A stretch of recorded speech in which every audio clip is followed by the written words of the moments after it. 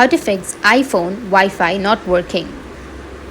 So if you want to fix your Wi-Fi network not showing in your iPhone, then what you need to do is, first of all, you need to put your device into airplane mode. So go with your control center, and from here you will have your airplane mode. So you just need simply turn on your airplane mode or turn off your airplane mode after turning it on for a few seconds, and it will completely shut down your network on your device. And once you disable it, it will try to reconnect your network and try to fix the network issue on your device. So once you try airplane mode on and off, it will try to fix your issue. But if that doesn't fix your issue, then the next step is networking and wireless. For that, you need to open up your settings on your iPhone, scroll down and then go with the privacy section, or you can also go with privacy and security. Tap on the privacy and security, go with the location services, and here you need to scroll down till the last option appears, which is your system services. Tap on it and you will find that there are multiple options. Out of that, you need to make sure that the networking and wireless service is enabled on your device. So once it's enabled,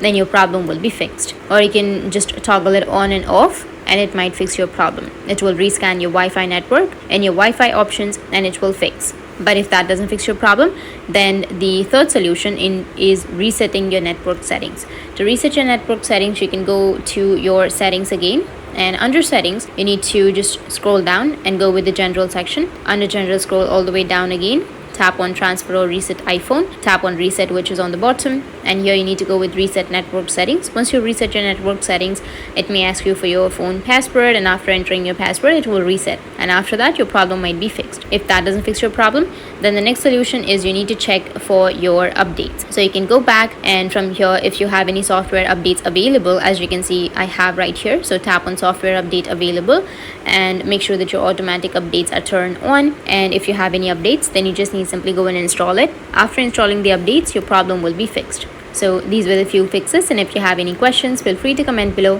Thanks for watching.